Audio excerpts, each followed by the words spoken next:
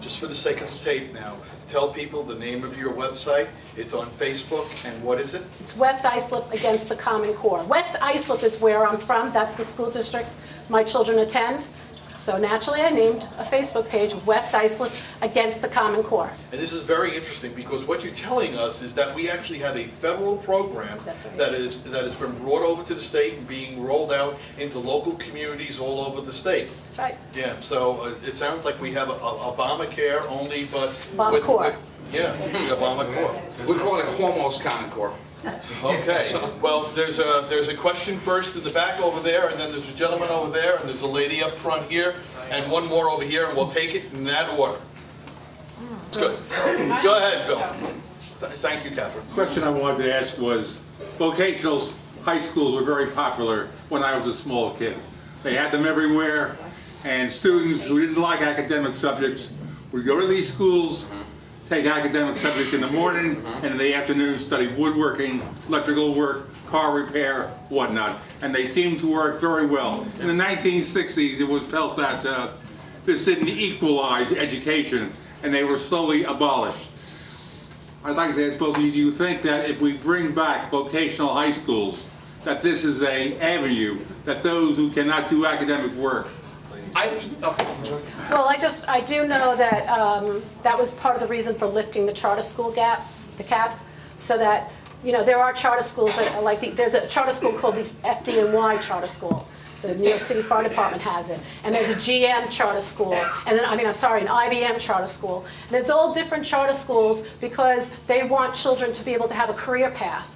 And so this is what they're doing. But I agree wholeheartedly, vocational schools is a way to go. But you know, you have to understand that now that they've narrowed down the curriculum and they've brought everybody down to here, that the highest education, the mathematicians and the experts say is going to come, you know, as a result, after high school, is going to be a 2-year college degree or a vocational school. So it sounds to me like they're creating a pathway for that. It's just that we shouldn't have to have a dumbed down curriculum. Everybody should be able to learn at their own ability. And you know, that's the problem. You can go ahead. If I could. That's a problem that was actually happening immediately before Race to the Tops come in. New York State eliminated the general high school diploma. Under the guise of raising the standards, we no longer have a general high school diploma. Everyone must get a Regents diploma. On the outset, that sounds great. However, like I said, I've been in the classroom. Now you have students who would like to take these, in our case, it's BOCES programs. We don't have the vocational out in Suffolk County. They have these BOCES programs where for 4 periods, half their day is spent learning the trade. The other half is at their home school district learning the academics. This is eliminating that path for them because now they still have to pass the Regents exams. So in this case, a lot of them, I had students that were taking double period math, double period science, an extra period every other day of history to pass the tests. They were barred from taking programs like that because they wouldn't have graduated high school under the current system. So my boss, we've been advocating going back to a general diploma also. Thank you, Doug. Thank you, Maddie. I've got room for one more question, and that question is going to come from Jimmy. All right, and you know, all I wanted to say to everybody before we get to Jimmy's question is, you know, like our newsletter, this was to whet your appetite. All right, it's an introduction for many people in this room, and an introduction for many people who may be seeing this video. There are tremendous resources out on the web if you have access to it, and if you're watching this video, you most likely do.